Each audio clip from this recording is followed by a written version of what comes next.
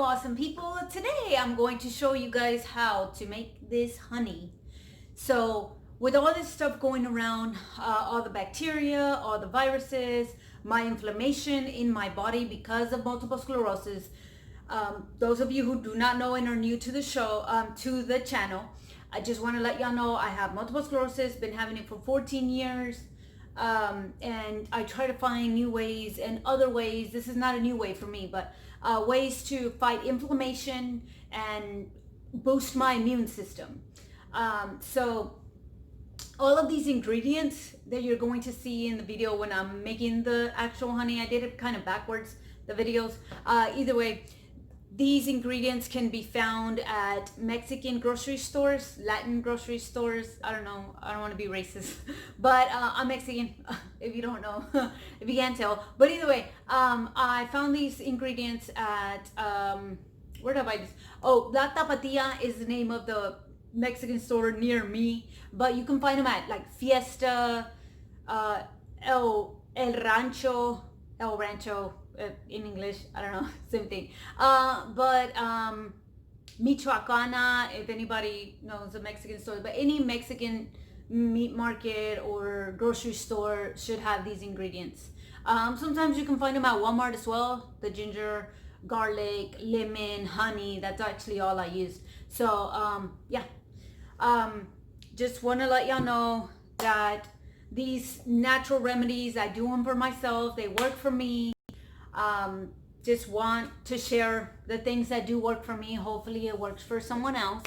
If anyone out there is living with inflammation, it doesn't have to be due to multiple sclerosis as mine is, as my inflammation is, but I hope you guys find what works for you. Definitely, of course, talk to your doctor if you feel that you need to. And it never hurts to communicate what you're doing. Some doctors don't want to hear natural remedies. And hey, you know, everyone's different. So anyways, find what works for you and let's go make that honey. Well, I already made it, but let's go watch me make that honey. But either way, have a wonderful day. Thank you for tuning in. And to all of my people that have been following me, thank you a bunch.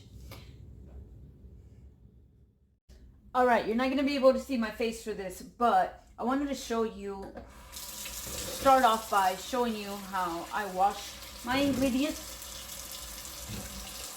And I just put them in the water, put some of this white vinegar, turn the water off, put some of this white vinegar in here.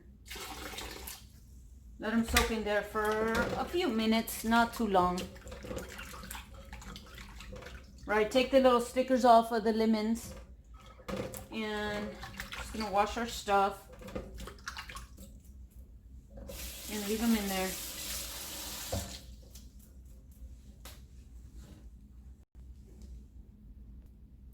All right, now I'm gonna take them out. I left them in there for 3 minutes, just soaking in there. I'm gonna rinse them out, turn my water back on. The water's a little warm, not hot, not cold. It's just a little warm, so I'm going to rinse them off again after they've been sitting in the white vinegar in the water for a bit, for 3 minutes.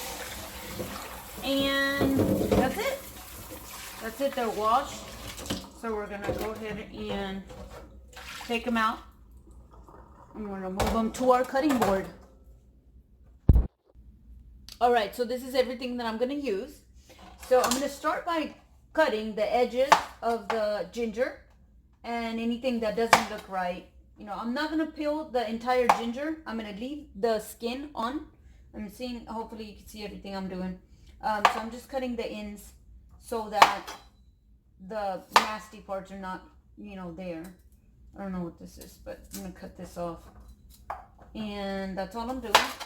So just cutting anything that doesn't look right out. Any trash. And then cut a little bit more off. That's it. Now I'm gonna slice it.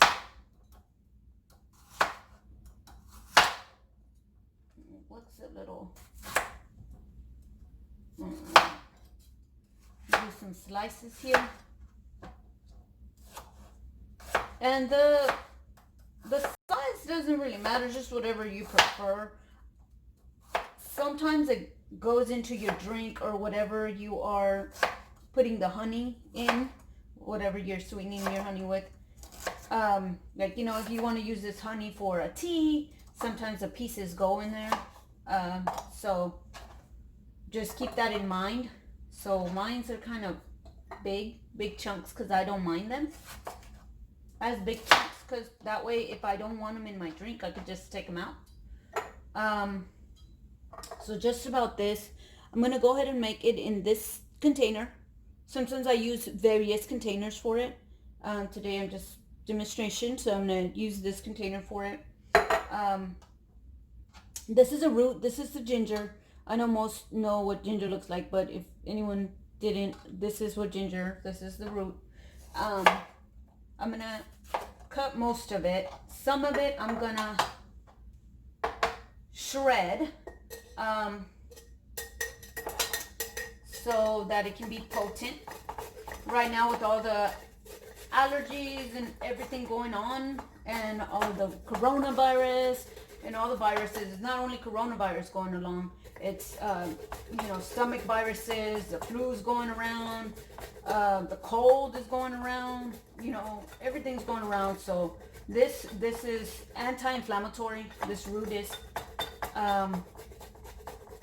So I'm just shredding it like cheese, putting it in there.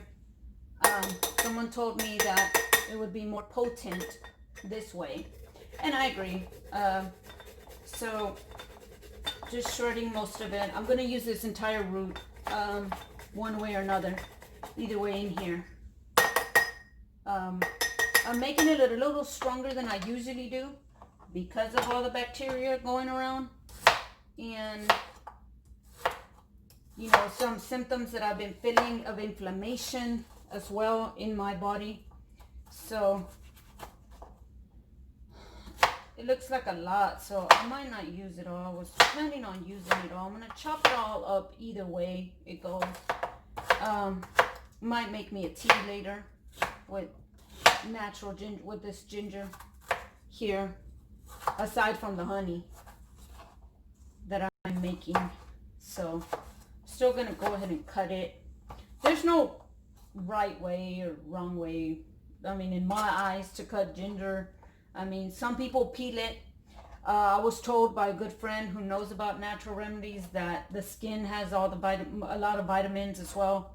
So that's why I started leaving the skin on. I used to peel it like a potato before I used it. I went ahead and used it all.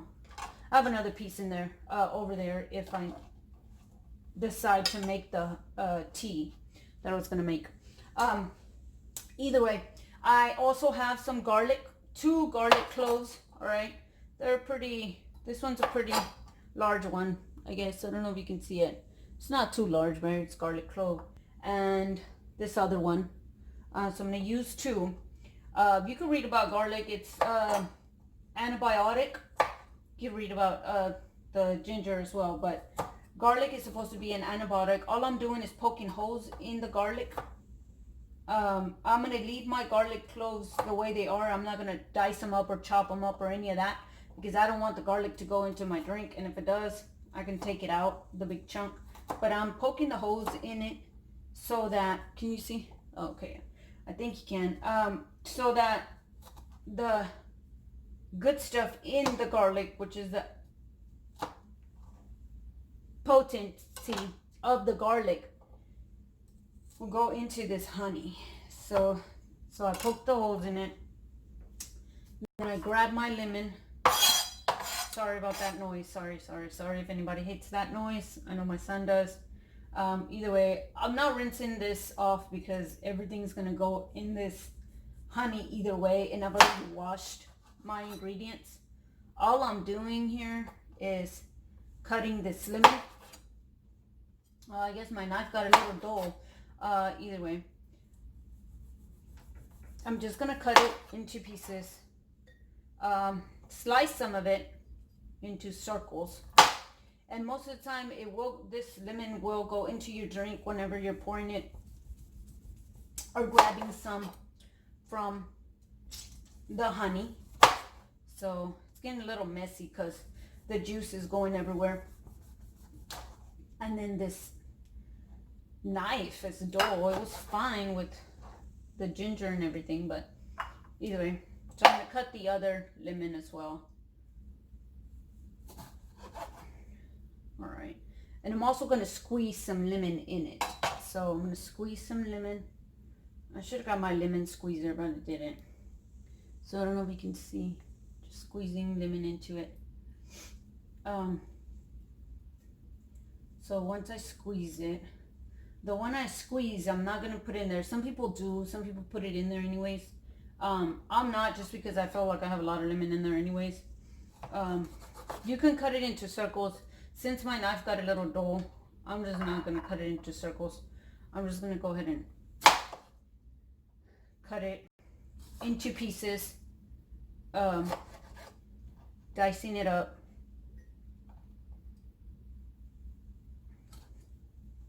I don't want to cut myself. That would not be good. So either way, I'm going to squeeze some more. This one I am going to put in here. Just going to go on ahead and squeeze it out and put it in here. I know it looks like a lot, but like I said, I'm making it a little more potent than I usually do. I'm going to leave that one there so that if I want to, there's one more lemon here. So I use a total of 3 lemons instead of 4 in case I want to squeeze it onto the actual concoction once it's done, onto the honey. I'm just gonna go ahead and pour it here. Just pour the honey all in there, you see? It's just going in there. And I think I'm not gonna need both of the honeys for this jar.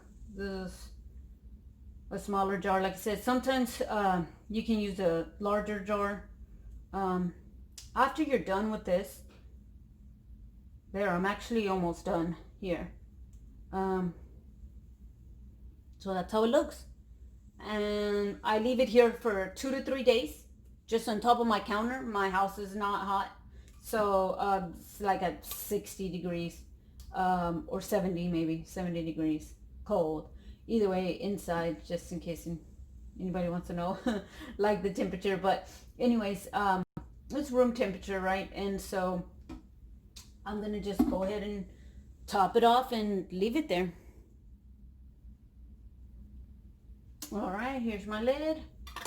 And I'm actually not gonna use that other lemon. I think it's enough lemon and all the ingredients in there. And that's it. That's how it looks.